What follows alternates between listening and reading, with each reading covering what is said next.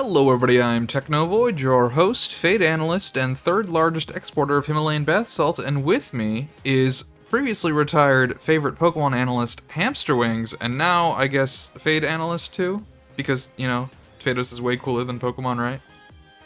I mean, I'll try to be. Alright, Sure. yes, excellent. So, can you tell, what is Faedos, by the way? You wanna sell me on this cool game? I'm gonna do this with every host. Oh, okay. I didn't warn It's him. it's a Pokemon fan game, but it doesn't have any Pokemon in it except Boom. for Lillipup. Excellent. Yes, Little Pup is in there. That is a spoiler. So yeah, go to faedos.com, faedos.com. You can check out the fan game, and you can check out our Showdown server, where we're currently running a draft league, that includes all these fun little guys. So, starting off here with the first matchup of the week, we've got the Leftovers versus Team Wild Isles. This is game 3, so just looking at these teams, what are you thinking? I mean, something that definitely strikes me off the bat is neither of these teams really has speed control. So it largely comes down to, I mean, I have some Unburden, and I think my guys are just naturally faster for the most part. So it's either like, I have the natural speed advantage here unless he can do some speed setup. Yeah, really it just comes down to who's the Scarfer on each team. Right. And I mean, I'll just be transparent. I was heavily involved in Blinks' team prep. So I know his Scarfer is Reverie, Yeah. which I said maybe it should be Mobscure. Yeah, okay. That's funny, because in my notes I literally have this written. So this is game 3, so by this point it has already been revealed that my Scarfer is Bandert, which I think is largely going to be obvious. I don't really think there's much else on this team that would Scarf outside of maybe, like, Puppist or Snowball. No, everybody knew Bandit was Yeah, Scarf. so it's going to be Bandert, right? And then on the enemy side, by the time we are at game 3, it has already been revealed to be Reverie, which is a problem, because Bandert is ever slightly faster than Reverie. Now, notably, I am running Modest, which I guess means he's also running Modest, because I still outspeed. So there was actually a chance for this Reverie to outspeed, but it doesn't. I believe he was not max speed. Okay. All right. So yeah, I mean, that's the thing is, I think Mobscure has a really excellent sort of type advantage into me. I mean, Mono Dark isn't great against, like, I have Aura Sphere, I have Bug Buzz, I have Close Combat, but in terms of offenses, Dark and Fighting, I think is really, really good into me, because I honestly, if it has the speed advantage, it 1v1s Bandert, it 1v1s Puppist, it 1v1s Snowball, it 1v1s Rat. The only thing is even Gelster. It literally hits everything on my team for super effective. If it It wants. does, but the problem is its only fighting move is superpower, and it's not stab. Yeah. So not only is there like a chance it'll miss the kill on Bandert, I think it probably would kill it, but I think without any defensive investment, it does kill Bandert. The only thing is, like, Calorps. there's no calc, so we don't know. I mean, we could calc it, but yeah, I think Calorps is the one thing that probably survives here. I mean, it's But yeah. regardless, anytime, like, if you knew Mobscure was scarfed in that case, it's a free switch to Gelster every time. Yeah, that's true. Yeah, that's a fair point. Otherwise, I will say, I mean, Erlin, I think, has a pretty good corrosion line here. Flash Fire is not really going to be super useful to me, because you're blocking, like, Armor Cannon. Since I have so much access to Fake Out, and I'm really relying on Fake Out, I could see a weak armor setup line here, but honestly, I think the threat of Skill Link is probably too big for that, because I think weak armor just guarantees you die to Skill Link. Yeah. But I do like the corrosion line here. I think that does let you hit Colorps, which is nice, and otherwise I think between fire and poison you do enough here. Reverie, again, Reverie is excellent here. It's a great pick, but the Bandert is threatening to it. Concerta, I don't really have a good way to hit Concerta, is the thing. And then Overcoat obviously deals with my fast sleep powder, so this is a really, really, really good bring here. He was very convinced Bandert was going to have Sludge Bomb. Really? Okay. think I calced Sludge Bomb, and I calced that it simply did less than, like, a neutral flash cannon. That is probably true. Like, because, yeah, you have the stab versus the Mega Launcher, and I think the Sludge Bomb is just not really doing enough. Like, the point is, I don't think either of them was a kill, so I was like, so I might as well just run Flash Cannon at that point. Because Sludge Bomb, obviously, there is an immunity to it from Gouge It. Gouge It? I mean, it has the priority advantage, but, like, it doesn't hit anything super effective on my team outside of, like, Snow Brawl. So I feel like you are kind of relying on E-Speed there.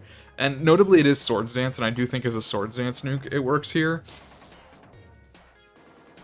Yeah, I remember his mentality being that Gouge It sets up on a lot. It can't do a lot, but it also can set up somewhat freely. Yeah. I think that's fair, especially with the Choppleberry, which has now been revealed at this point. That is, for me, it's kind of a ticking time bomb when I see the Gouge It, because, like, if it does get that Swords Dance up, it kind of does run through pretty much everything with the exception of, like, Gelster, Colorps, and Puppist with E-Speed at +2, which is very, very threatening for me. I think the way I'm looking at this match is I have the natural speed advantage, so I really need to play aggressively to prevent him from setting up. That's kind of how I'm looking at this. While also keeping Bandert alive. Yes, yeah, Bandert is a very clear win con. I definitely need to be keeping him in the back. If Bandert goes down before Reverie, that's probably game. Yeah, absolutely, yeah, that's game. So, I mean, in game one, which was of Link's victory, I'm pretty sure I realized game one that was Scarf Reverie. But from that point on, it was definitely playing around that sort of... Honestly, more switches in this set of games than you would normally see. Gelster is generally kind of mid here. I think it's going to be mid in a lot of these matchups. It has a good Concerta matchup, but it honestly does not slot well into, like, anything Vlinx can hit me with. Like, it's scared of Reverie, it's scared of Voodred, it's scared of Mobscure. Like, that's not what you want to see from a tank. Speaking of Voodred, I think we all agreed that under no circumstances does Voodred come to a single game. It has a very rough matchup here. I mean, between the speed tier and just the fact that, like, everything on the enemy team, like, kind of fucks it up, like, yeah, that's not a good bring here. I do understand it. Can I say that it's holding a Yachi Berry? I think I could probably say that's fine. Which is, like, in my head, when I first saw that, I was really confused, because I'm like, that's gonna eat the first hit of Triple Axle and then still die? Yeah. But, like, I guess there is the possibility of me using, like, Mountain Gale or Ice Shard, potentially. But just, I mean, for future... I don't remember, does he get Ice Spinner? Yes, he does, yeah. So, yeah, if I was you... Okay, that's a fair point. The thing is, like, it doesn't, at least from the Snow Brawl calcs that I've done over the past, like, 3 weeks, Ice Spinner just doesn't have kill potential without setup. Like, I believe that. Yeah, like, it's Snow Brawl's the kind of mon where it's very feast or famine, where it is either one-shotting or it's dying, and Ice Spinner's just not strong enough. Like, even Mountain Gale, which is higher base power, then Icicle Crash isn't doing it. So, like, really, I do kind of need to risk it on Triple Axle most of the time if I want to get kills with this thing. Yeah. And then I think Colorps, because obviously Vlinx's team is so far in the special investment, this does give me the opportunity to go for that Amnesia Suppression set, which does pay off and work too. Okay, yeah, let's... Game 2. Game 2, yes. Yeah. So I think, yeah, at this point, the main things that have been revealed, Reverie and Bandert have their scarfs. We've also seen Shell Smash Erlenfire, Swords Dance Gouge It, Crit Ravarus, and then the very fast Sleep Powder. And then Vlinx also knows that neither of my Unburden mons are actually Unburden, so he does have the speed win if he can get this set up. But Reverie is obviously constantly playing around Bandert, so let's get into it. Yeah. So he leads the double physical here. I don't know if I love the double physical lead. Like, I feel like you want one of these in the back. Well, where are the effects? Why is it broken? I don't know, man. That's how it is. So the instant switch into Concerta here. Yeah, which to yeah, it eats the sleep powder with Overcoat. I mean, game 2 we basically I think saw almost the exact same lead, but it fell asleep instead. So I do like the switch there. But honestly, I would not have led Mobscure there either way. yeah. I think yeah. I think Mobscure is a little better in the late game. Mm-hmm. Yeah. Because basically, I think this plan with Mobscure needed to be like lock Bandit into a dark move, mm-hmm. and then just start hitting that slot. mm-hmm. Yeah. I agree with that. Yeah. So I mean, at this point, so we have the flinch. He switches out again. A Shadow Claw here doesn't matter. I go for a Quiver Dance, and I'm just, for the sake of explaining this thought process here, nothing on the field at that point really threatens Puppist at all, because E-Speed is the main thing that is threatening, and that can't hit me, and Concerta, like, what is Concerta gonna do to me, right? I mean, it can Power Gem, and it does Power Gem, but I'm faster. So, I mean, at that point, I'm fearing a Follow Me. Of course, like, Follow Me Swords Dance is probably, like, at the top of my mind, so at that point, no, I'm just gonna bulk myself up. Right. Does end up go for the Icy Wind, drops the speed down to neutral. It kind of doesn't matter. Yeah.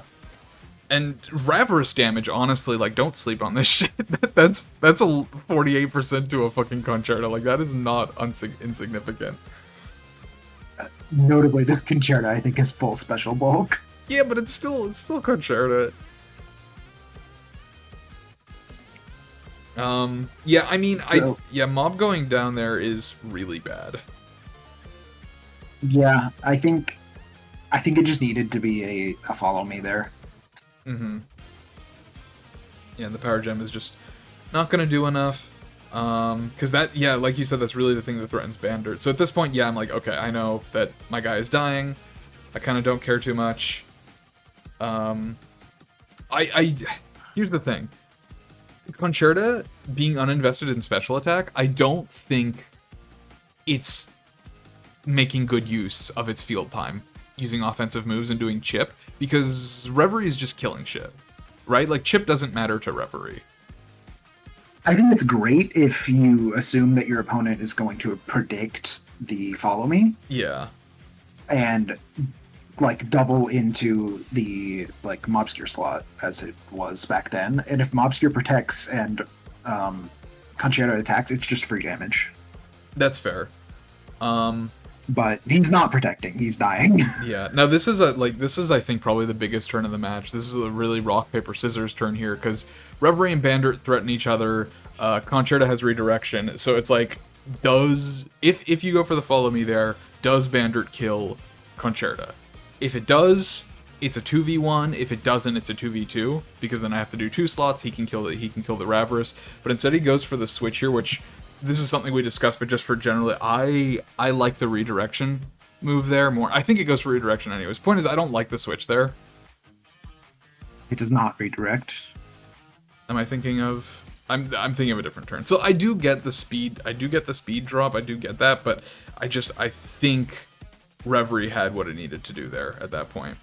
Because at any point in the game, that Ravarus is dead to Gouget. Like, there's no world in that Ravarus is getting another hit off once Gouget gets on the field. And so I just think letting Reverie take care of Bandit while it still could was the play. Yeah, I mean, Reverie wasn't killing Bandit, don't get me wrong. Yeah, I mean, maybe. No, but the point is it could kill the Ravarus, right? So here's the play that I was talking about, okay, where you predicting the Follow Me, but unfortunately, Concerta was low enough that it just died to close combat. Yeah. And then now we have the 2v2, and at this point it is my win. I mean, the Chopal is not going to save from 48. Mm-hmm. So I think generally, what were the big points that you think, the big misplays, I guess? Because I think it was a close match. I don't think it was so much a game of misplays. I think it was a play. How do I word this? I think I think the win condition was lost at some point. The I win, think yeah, being Reverie I or something else, or I think Mobster. the win condition was all of your other mons being high health besides Concerta. I think Concerta needed to just eat hits early, and that would have enabled the rest of the team to just kind of run. Yeah, yeah, I can see that. Yeah, because the thing is, yeah, all other three of the mons in this game are very much like nukes, and it does come down to the threat of Bandit, right? So I like just kind of forcing Bandit out onto the field and killing it, and letting Concerta die. I think at that point, Reverie can clear. Yeah, I mean, we talk about Bandit so much in these games because he's clearly your best Pokemon. Yeah. Yeah, I mean, it has 100% bring rate, and it's fucking. I don't see a game in which I don't bring it. I don't know. Maybe a game like that will exist in the future, but it hasn't existed yet, and I don't think it's gonna exist anytime soon. It's a struggle. I mean, it's one of the most offensively powerful. It's just extremely reliable damage. Yeah, I mean it's one of the most powerful offensive things in the format right now, and it does largely come down to playing around that. But I guess let's get into game 2 here. So this is going to be Post versus Diggory game 2. So here I think the speed control game here is complicated because Post definitely has the faster team and I think better speed control overall. But outside of like Excelicuda, I think Diggory does have better priority. Yeah, I mean, for sure. he has like, but the thing is like he has Technician Shuricorn, which is great, but like first impression is not like super reliable and when it can be used, and it honestly doesn't hit that much here. I mean, it hits like Cartridge. It probably does like decent damage to like. Probably does have to like Co-Crush. Co-Crush, yeah. I mean, that's a neutral hit. It is physically bulky. And then like Triage. Yeah, I mean Rocket's strong. Though. Yeah, that's true. Yeah, and then on Triage you essentially have Giga Drain and Draining Kiss. Giga Drain is, I guess, hitting Silmaron, and Draining Kiss is hitting like Draining Kiss hits a few things, but it's a base 50 move. Right. So that's not great. So I think Post definitely has the advantage on that front. Silmaron I actually think is a strong offensive presence here. I think it actually does have good kill potential on like Shuricorn, Bonboros. I think there's a decent number of weeks where Silmaron can genuinely just run Quiver Dance and get away with it. Yeah. I think it's kind of glass cannony here. Obviously, Bullet Punch is an issue for it. Maracnid is a huge issue for it. Excelicuda, honestly, might be the best thing here. Like, I just think it hits so much and it does not fear that much. And it fears Bomboros, but, like, that's obvious. I think at this point, Post did know, I'm not 100% sure on this, but I think he knew that Shuricorn was not Unseen Fist. Correct. Yes. Yeah. We'll get into that with the first turn, but the Shuricorn has revealed that it's. I mean, I don't think it's revealed that it's technically Technician, but like the chances of it being inner focus are kind of low. Yeah. Post has no Intimidate, no Fake Out. Yeah. No reason to run it. No reason to run it. Schrodinger, this is another case of Schrodinger needing to worry with Prankster into a Dark type, because this Dark type doesn't necessarily have to look like a Dark type when it comes out, so you can try and Willow a Shuricorn and it just won't fucking work. Yep. Cartridge, I think, has a bad stab combo here. I don't love Cartridge into this team comp. I mean, it hits like Lumarina, and I feel like that's it. I mean, it can kill Shuricorn anyways, but like Shuricorn probably just outspeeds and kills. I don't love the stab combination here. Scale Shot, I guess, for Bond. No, it's fucking immune. I'm stupid. You just have to wait until base 3.0 when he can run Vicious Rend. Choice Scarf Vicious Rend, yeah. Yeah, disgusting. Regelia, I feel like between last week and this week, I don't know what this thing synergy is for the team. Like, I sort of described it as a switch in, but I feel like it just isn't pulling its weight at all. Do you think that's a fair argument, or do you think it's doing something here that I'm not seeing? I think this is a very offensive team, and Regelia is like a slow pivot. Yeah, like it's a supportive Mon that doesn't really have the right kind of support for this team. Yeah, like I agree with that. It can do some kinds of support, but like not like the like it can toxic stall, it can regen switch in, it can icy wind, but like Post doesn't really need these things. Like, it can definitely take over a late game if you deal with everything that beats it. Yeah. But again, that's going to require like a toxic stall type thing. Right. Out of curiosity, how do you feel about the Maloth here? Because I kind of like the Maloth into this matchup. Outside of Excellacuda, I feel like it kind of wins most things here. I know Mr. Bones did very poorly last week, but I like the Maloth here. I don't know that I do. Really? I mean, we've kind of established that Cartridge is probably not coming. Mm-hmm. Yeah. Which makes Maloth a lot worse. It does beat Co-Crush, but he's got other things for Co-Crush. Uh-huh. And then it's just not doing that much into Regelia, or... I feel like it kills Silmarun. Like, I feel like Silmarun can't kill it, and I feel like it kills Silmarun with, like, a Bullet Seed. Yeah, it does, for sure. Yeah, it's fast enough that if Post doesn't get speed control up, I think it does go fast enough that I think it can take out most things. I don't know. Offensively, I like it here. Anyways, let's see. I would like it more if Cartridge is more likely. Well, speaking of fucking Cartridge... Wait, never mind. It's not this turn. So yeah, as we saw, so going for the double protect here, because we've already revealed that, and we reveal, oh shit, that's the double pledge, but it doesn't work. Well, it doesn't work because it doesn't work if it hits protect. Yeah, that's what I'm saying. Yeah, like because of the double protect, it doesn't go through. And now we have the speed boost, and now Excellacuda is faster than everything. This obviously works because we don't fear the Unseen Fist right now.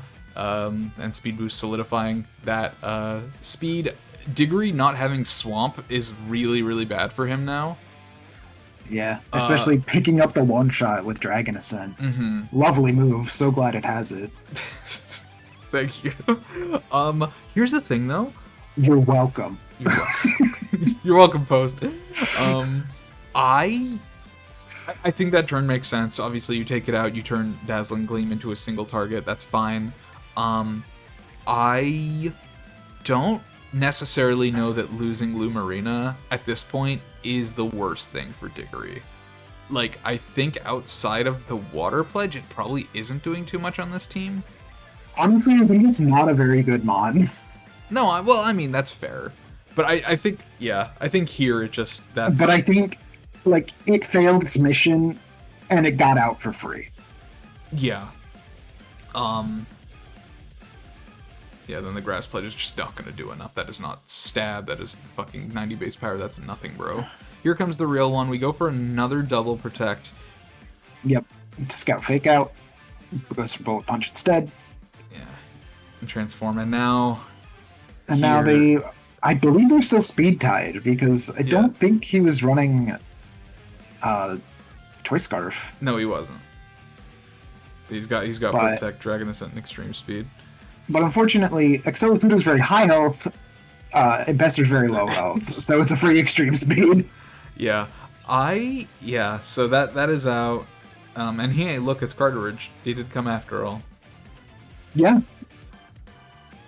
But at this point, I mean, you're low at your lower special defense, so that triage is going to kill there. I'm actually kind of still surprised that kills, if I'm being completely honest, even though it was -1. Yeah, honestly, maybe this is a bad take, but I don't know that Excellacuda needed to be speed boost in this set. What were you thinking instead? Multi-scale? Yeah, if it was multi-scale, I don't know. Maybe that's just hindsight. This one specific matchup.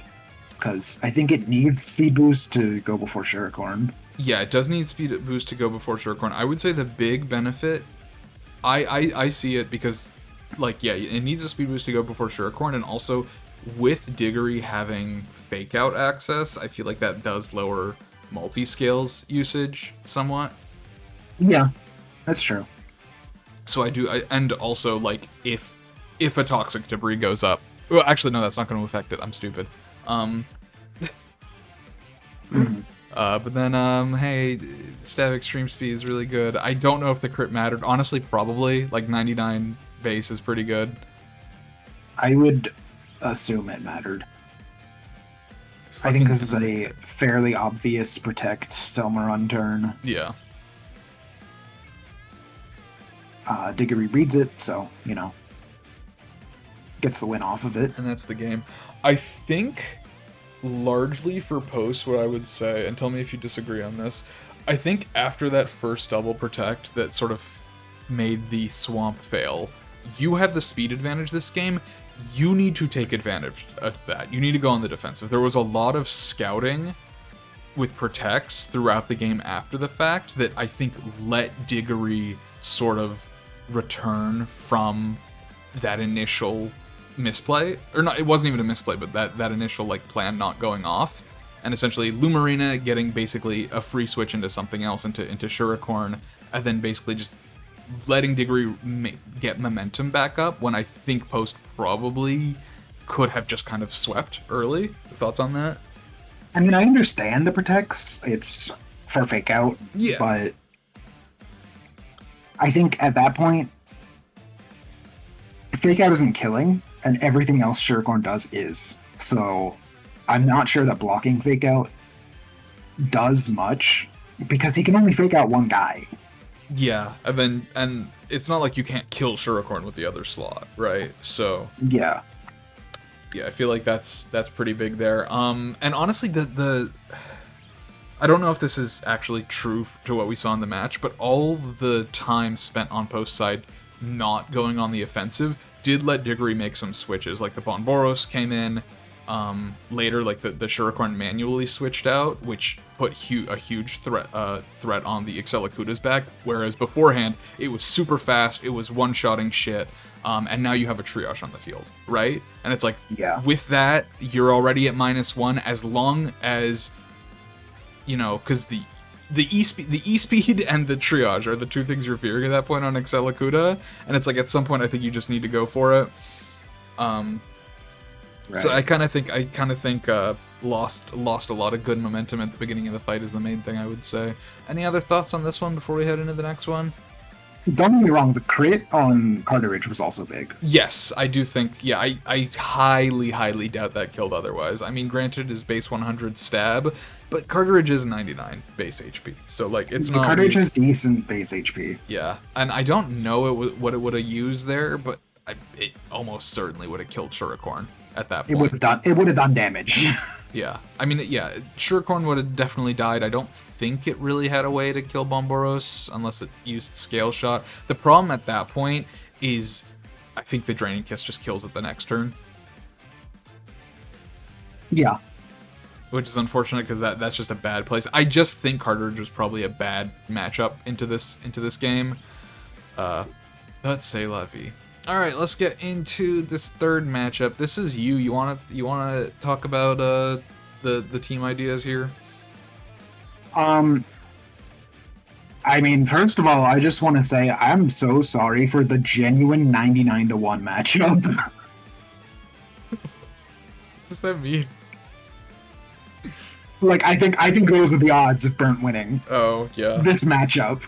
It's rough. I mean, everyone has a really hard time. I mean, this is the team to be looking at. Going, like, in future weeks, like, this is the one that you need to prep for, I think, more than anything. Yeah, there's too many duos. Everyone else was, like, building, like, a TDD team. Like, they're just building out, like, a set of what would be, like, 10. You're just, like, duos. Right? Like, I think what's so strong here is you just have a bunch of different modes that other people don't necessarily have. Like, Burnt obviously has a couple of modes, Peanut has a couple of modes, but you have, like, several modes within a single match. Like, in a 4, In a 4v4, you still have like 3 different sets of 2, which makes your lead super unpredictable. It makes your end game super scary. I've played 5 games. I've never led the same in any game. Yeah, I mean, it's sort of, I feel like it's kind of comparable to my Bandit, except instead of the one guy that is super reliable, it's just them all. Yeah, I mean, genuinely, I cannot understate that into this team, Gridlog is simply a raid boss. It is scary. It's fucked up. It resists fire, which is more than half the team. I mean, it doesn't resist fire, but its ability makes it resist fire. Yeah. It's physically bulky. It's not going to take much from Violent, especially if Sun's up. The Poison lets it beat Von Galvin, and Ground lets it beat Von Galvin. Yeah, and nothing on this team has Ground Stab, so it's just kind of a nightmare. Mm-hmm. What do you think the one is? Like, if you're burnt, what do you prep here? I know that's a crazy question, but do your best, gamer. So there is one thing that Burnt runs Spec Scorching Sands. Yes. Or no, it's I think it's Lord or is it Specs? It might be Specs, you're right. I think it was Specs. That makes more sense. It's Specs bulky Marcabre. Yeah. I know this sounds so stupid. You might have cheesed out a kill on Gridlug with Specs Chloroblast. Maybe. I mean the problem isn't even the Gridlug there, right? It's the Teminrel. Yeah, Teminrel then becomes a huge problem. Yeah. I'm running Teminrel Fire. I could have ran Rock, but it just felt more appropriate to run Fire. Yeah, also the chances of Sandstream were just super low. Yeah. But Rock would be weak to Grass. I wanted to at least resist Grass.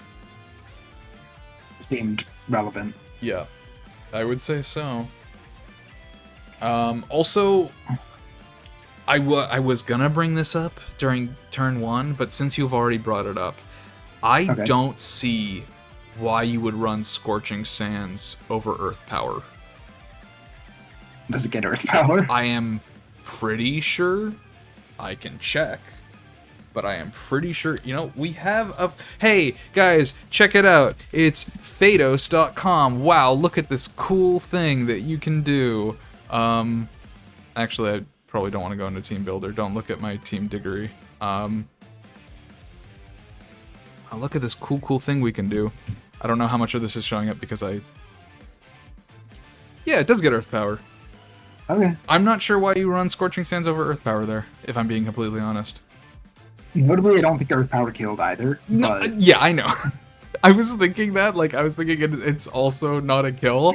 But I guess my point is the one reason... I think... Yeah. I guess if they're both 2-hit KOs, getting the burn is nice. Okay.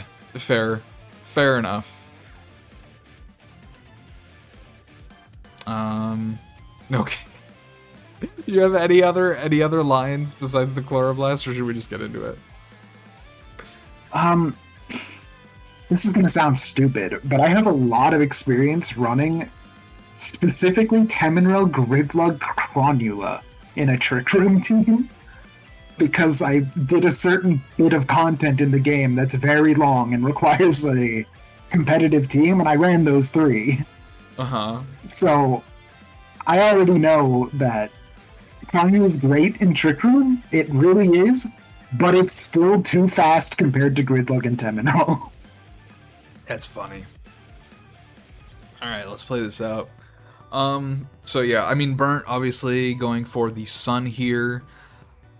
Sand was just not really on the table. Intimidate doesn't matter.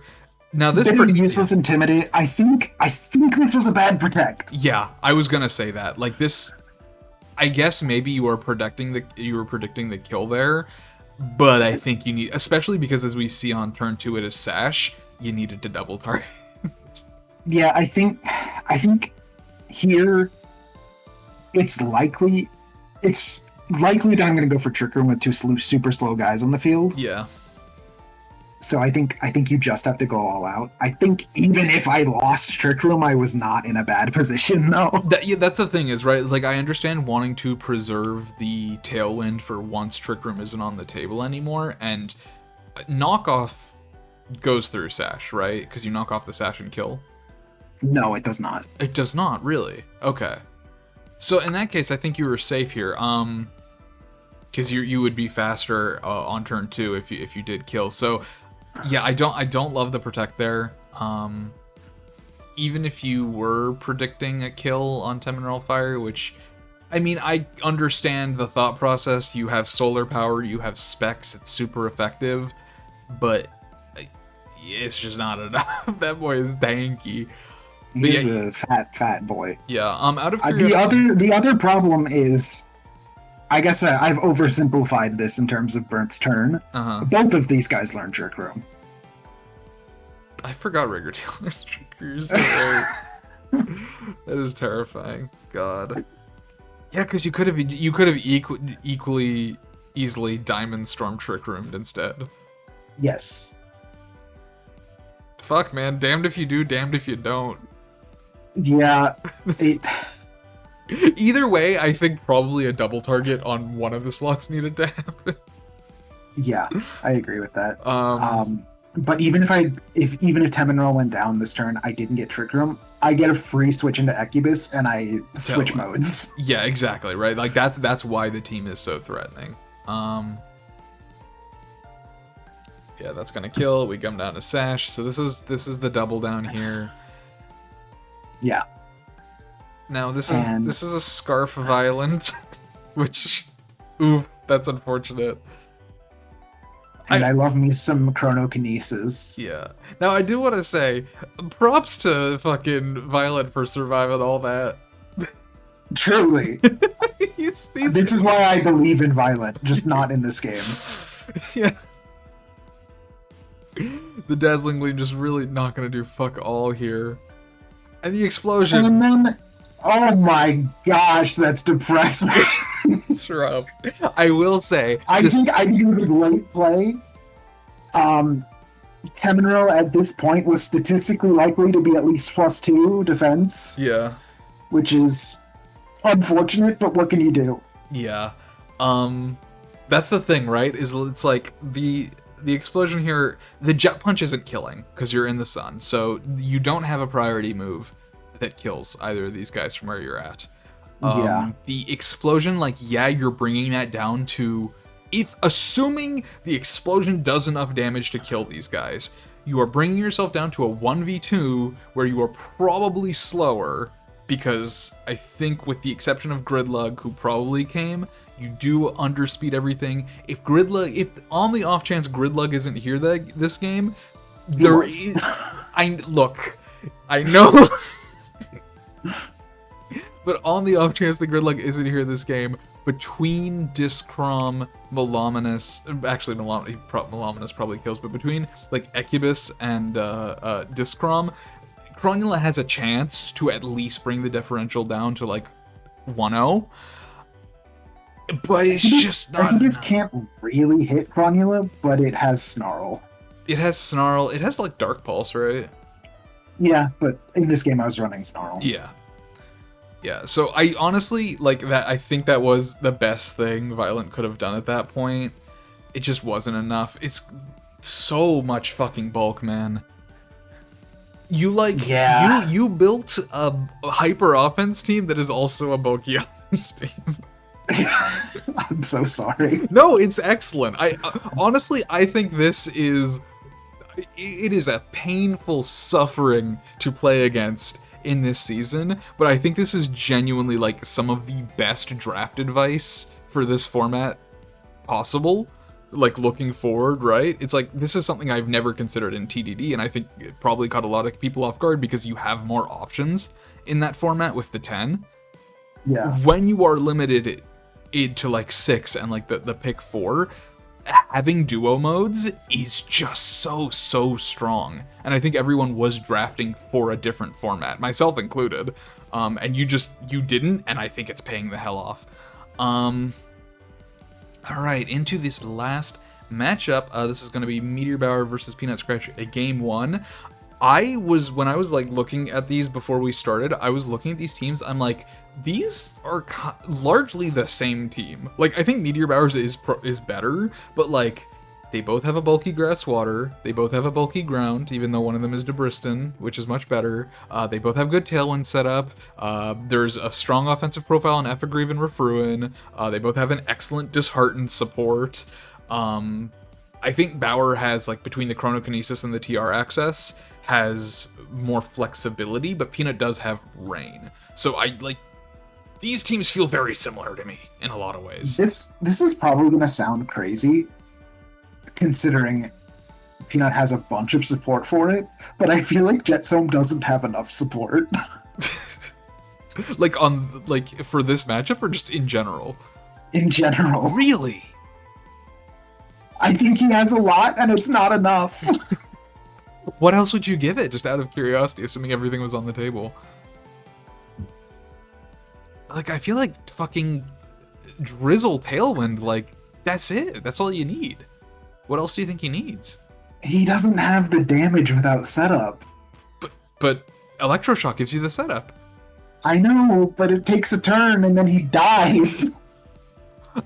This is not an Archaludon. You can't just Electroshot and be like, yeah, I'll live till next turn.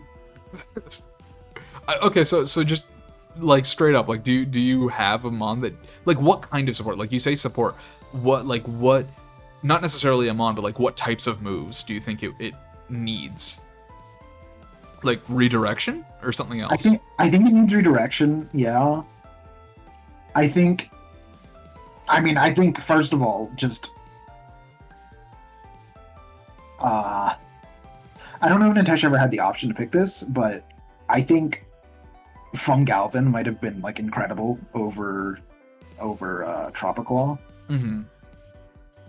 I think Fungalvin and that guy, Jetsome, are very scary together.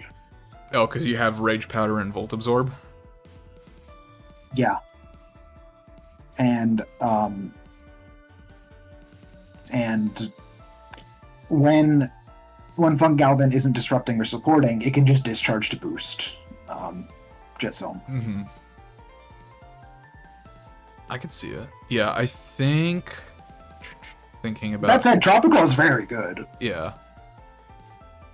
I mean, the team doesn't really benefit from grassy terrain very much, but that's fine, because Tropiclaw's other abilities are solid. Jetsome also has one other really big problem, where it's lacking a water move that it wants to click. This is true, yes. Like, if you're physical, you've got Liquidation, but if you're special, it's Hydro Pump or bust, man. It's Hydro Pump, or like the next strongest option for single target damage is Bubble Beam. Bubble Beam, baby! Bro needs Scald. Oh boy. How do you feel generally, because obviously Peanut always has the Rain mode, how do you feel about Rain versus Magic Bounce here? Do you think Rain is a good bring into this team, or do you think he's better off not raining? I think I would have brought Rain. Yeah, I was thinking that too, because I see a threat in Silhouette, that Silhouette can definitely benefit from Rain really well. Yeah, it can. But other than that, I kind of think it just play into the strength, right? Because then again, I do see the benefit of Magic Bounce, right? I do, don't get me wrong. Yeah. You avoid with fucking that bitch Demarter here, you can drop Willows, you can drop Parting Shots, so I do see the benefit. Yeah. I mean, notably, those are single target moves, and they can target Karasky's partner, no problem. Yeah. And Karasky would itself already be immune to it because it's a dark type. That's true. Yeah. If he's running Prankster, of course. Which, I'm pretty sure.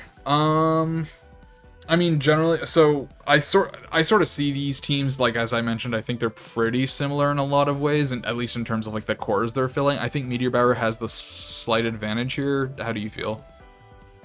Yeah, I would agree with that. I think Rain is important. I think Rain would have been so important here because it gives you kills on two things that Peanut really struggles with, and that's Debriston and Silhouette. What is it killing Silhouette with Rain? Hurricane? Because it enables Hurricane. That's a good point. That's a solid point. Yeah. Yeah, because you don't really have a ghost hitter here. I mean, you have Bitter Malice, but that is 81 special attack base. Like, I'm sorry, the Ghost Aura is not helping. And a 60 base power move. Yeah. Okay, alright, let's play it out. So, this lead, I think, is kind of fucking damning. Leading Ephagrieve when you have fucking this prankster bitch, right? Or, no, it's not prankster, it's Dishearten. But it's still faster. Yeah, revealed Dishearten. Yeah, but that is huge. And this is game 1, so nobody knew that. Yes. Yeah, but you're immediately seeing a Willow threat, and then both sides are gonna go for Tailwind here, but you do have to switch. You do preserve. Obviously, Wind Rider is gonna give Meteor Bower a little bit more here. The burn sucks though. Yeah. For physical, it was extremely rough to bring in a physical Jetsome there. yeah. There's a little bit more to this turn. Okay, yeah, let's talk about this. Yeah, can you tell me what this move does? Yes. What did it do? It prevents stat drops for your team. So no Chronokinesis, no Dishearten, no Parting Shot. Why? It's not the play. I see the vision. You needed to hit something there. Karaskai could have weatherballed and done like 50 to Demarter. I want to be clear, I do see the vision. It's a speed control thing for after Tailwind goes down. You're burned? I mean, honestly, I'm still surprised Ballerade survived that after 1.5 attack. Yeah. But, like, it's a neutral move, so I do get it. One other thing I want to mention here is I think this turn, I think Ballerade, I don't super believe in it as a Mon. I think it is being made excellent use out of, but I think this turn is a little bit of indicative of one of its biggest weaknesses, in that even at +1, using a super effective move on a Karaskai, which is not a tanky Mon by any means, it can't kill. Yeah, that's true. Like, it is built like a glass cannon that cannot kill things with a boost. Like, you have to understand that it basically shift gears by setting up Tailwind. Yeah. And then it can't get the kills. And then it does, yeah. Like, obviously, if it used Voltaic Charge there, absolutely dead, but you can't do that with a Jetsome on the field. Like, one of the benefits to the Jetsome coming in is you are locking it out of electric moves, which is good. So it can kill there if it's using Stab, but yeah, at 1.5 attack with physical investment, not killing a Mon with just like, I'm pretty sure its defensive stat line is like 72-62 or something like that. Hey, we can check that. It's crazy. 63-68. Like, yeah, that is not physically bulky. Did I read that right? Yeah. That's not physically bulky, not killing there. Like, I just think Ballerade struggles even after setup a lot of the time. So in some ways it is playing more of a support, but it has been getting kills. Like, I'm not gonna knock the thing. Like, for what I love Ballerade. No, it's excellent. It's been putting in some major work, but I think that is one of the things it really does struggle with. Yeah. But yeah, no, I don't think the Mist was a cook. Like, you needed to fucking hit something. Yeah, generally you win by doing damage. Yeah, and then, yeah, this isn't gonna matter. Here comes Ephagrieve, And Demarter is still on the field, so the whole fucking point of the original Switch, nothing has changed. It's still at full health. It hasn't revealed Sash yet, but it is Sash. It's still got its Sash. Like, something needed to happen earlier with this thing. Yeah. The Sucker Punch, yeah, that would have killed, but, I mean, that honestly good Sucker Punch there, but, because I don't think it had revealed Protect yet. It hadn't, yeah. But at this point... Mighty Cleave does go through the burn, which is cool, but... Yeah. Bandir's still going to struggle with whoever's in the back. Yeah, because, yeah, Bandit easily sees kills on both of these two. That's not a Bandit, that's an Effigy. Yes, thank you. Yeah. Bandit was earlier. But yeah, with whatever comes in next, I mean, literally Silhouette, Lunatic, I mean, Refruin, it can potentially kill with a Dark-type move if it's not a... What do you call it? Scarfed. Yeah. But yeah, Debriston, Silhouette, and Lunatic all say fuck you to Effigreve after a burn. Yep. And it's back up. Bitter Malice here. I mean, too little, too late. It is gonna do 1 damage, which is pretty cool. And then we're here. And the real problem here, I think, is that while Mixed Angrief might have been useful earlier in this match, yeah, I mean, Debriston just fucking hard counters it.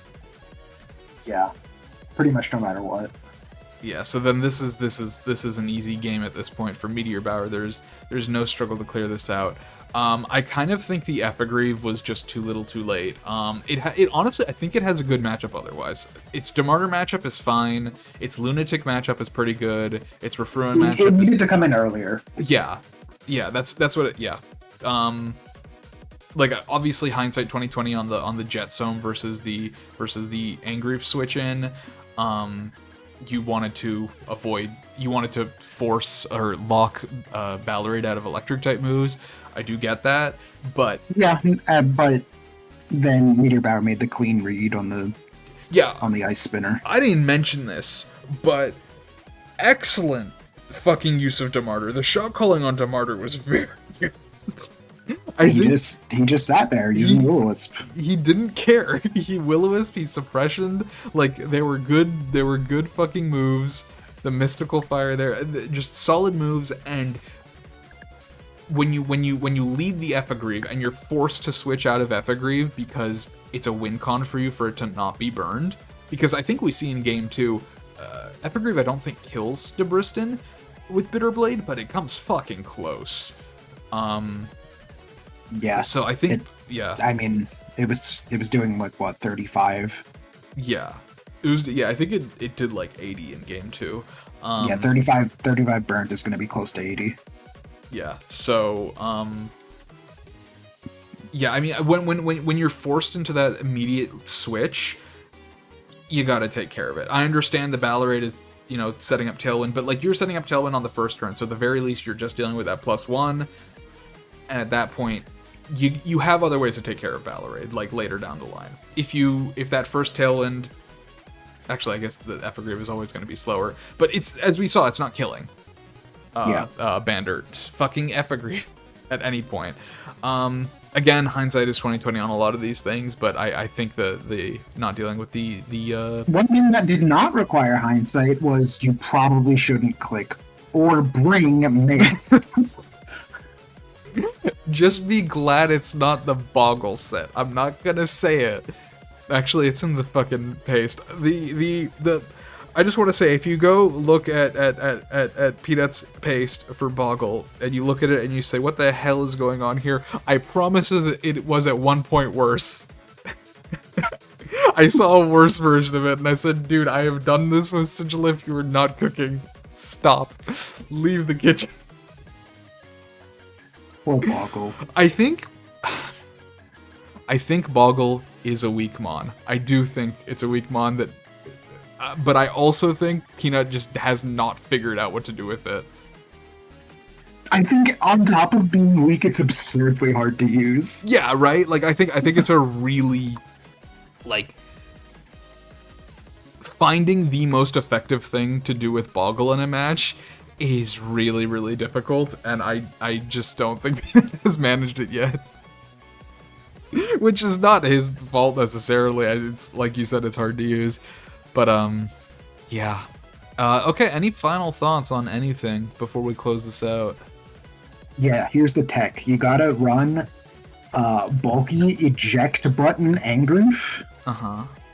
And then once they hit Engrief, you switch to Boggle and they're stuck. Yo, he's cooking. And then what do you do once they're stuck? Probably lose, but... No, this is where the cosmic power comes in. Simply don't Yeah, let them just- crit. Oh, no, Just get this is Boggle in perfect. against somebody that can't damage it. Dude, certainly one of these 6 Monzler is Lucky Chat, right? We know Peanut's a big fan of using moves that don't do fuck all. Please don't. I forgot I have this power. I can just do this during a recap. Oh, okay, he's safe. He's safe. He doesn't have one. No Lucky Chant for Peanut. can't be threatened, or not threatened, brought in by the dark side. Alright, well that is going to be it for this week. Thank you for watching. I hope you learned something. I hope we offended you with our terrible takes. And I hope you'll leave a comment because you're so angry and you want to engage with the video now. I've been Technovoid. This has been Hamster Wings. I love Rage Bait. We love Rage Bait. That's the strat, man. That is the strat on how you do everything. Come play my video game, please. Thank you. Bye. It's a good game.